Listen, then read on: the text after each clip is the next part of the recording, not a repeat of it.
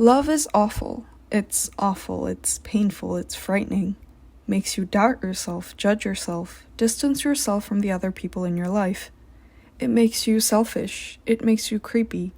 It makes you obsessed with your hair. It makes you cruel. It makes you say and do things you never thought you would do. It's all any of us want, and it's hell when we get there. So no wonder it's something we don't want to do on our own. I was taught if we're born with love, then life is about choosing the right place to put it. People talk about that a lot, it feeling right. When it feels right, it's easy. But I'm not sure that's true. It takes strength to know what's right. And love isn't something that weak people do. Being a romantic takes a hell of a lot of hope. I think what they mean is, when you find somebody that you love, it feels like hope. Above is an excerpt from Fleabag, a mini-drama series based on the award-winning one-woman play written by writer and actress Phoebe Waller-Bridge. The tragicomedy series shows Fleabag, although never actually named in the show, as she tries to figure out her life while coping with the recent loss of her mother as well as her best friend, and the events that follow. The speech above is included in the very last episode of the whole show, and is given at the wedding of Fleabag's father and stepmother, by the priest who Fleabag has fallen in love with. Although the priest's speech does not directly include any metaphors about love, it rests upon many, just as our everyday lives. While the ordinary person is unlikely to talk in sonnets, unless maybe you're a Shakespeare actor, it's not difficult to come across metaphors in our ordinary lives. Perhaps we live by them more than we're aware of. Time is money, silence is gold, and life is a journey. These familiar sayings are conceptual metaphors. Conceptual metaphor is a way in which one idea is understood in terms of another.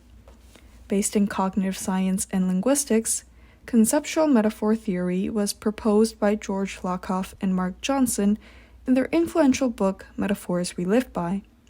Very roughly summarized, the author's argument is that, quote, metaphor is pervasive in everyday life, not just in language but in thought and action. Our ordinary conceptual system, in terms of which we both think and act, is fundamentally metaphorical in nature, end quote.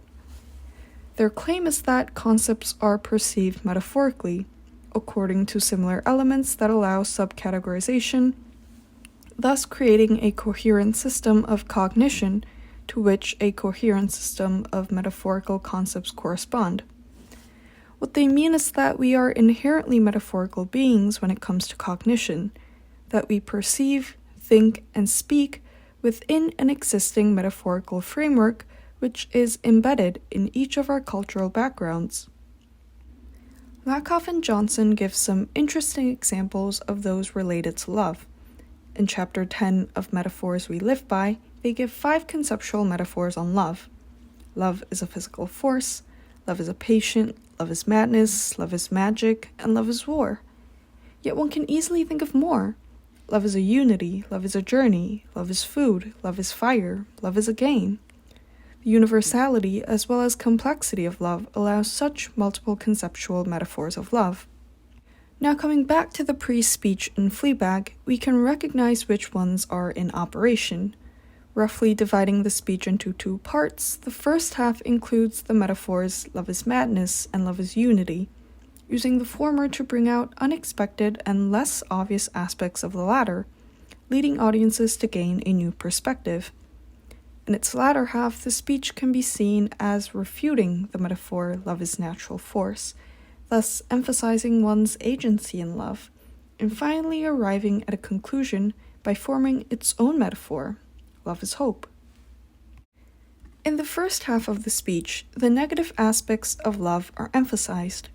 Not only is love said to be awful, painful, and frightening, but love also has negative effects on the individual's rational thought process, leading one to doubt, judge, and isolate oneself. Furthermore, the speech mentions that love makes one selfish, creepy, cruel, and obsessed with your hair, and wraps it up in this hauntingly true sentence: love makes you say and do things you never thought you would do.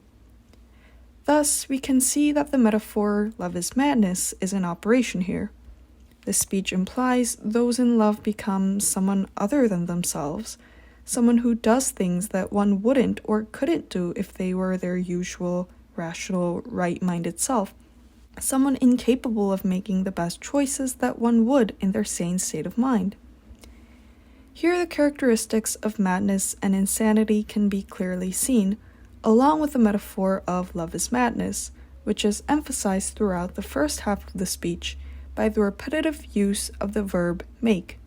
We become our insane mad selves when in love, and love is precisely what causes us to be that insane mad someone. Yet this rather awful aspect of love, described to be hell, which, considering that it's a priest giving this speech, leads us to think of the worst, is what also makes reciprocal love possible. The creativity of the speech lies here. Because love is so painful and frightening, we are inclined to do it together. The speech implies that the pain and the madness that causes such pain is what drives people to come together, to find each other, to not be alone in the pain, hence allowing reciprocal love. The metaphor love is unity echoes through here, and how this metaphor is achieved allows one to have a fresh perspective on the two metaphors, love is madness and love is unity. Where often the two are considered opposite to each other, with the former having a more negative, unsustainable, and temporary connotation than the latter, the speech reveals an alternative reading that the two may be connected, or even that the former is what specifically allows the latter to be possible. This interesting reading seems to almost justify love altogether, both its pain and its comfort. The act of loving is a painful and frightening experience for everyone, and this is what makes the feeling of wanting to be with someone completely natural. In this sense, the second half of the speech is even more interesting as it refutes the metaphor, love is natural force. The priest talks about how he disagrees to what he was taught, that love is often given and that it is easy when the right place is chosen.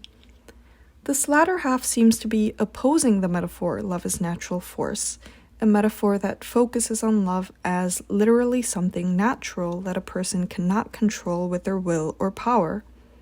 Not only does the speech presuppose that love is about individual choice, but further goes on to say making that choice that one considers is right is never easy.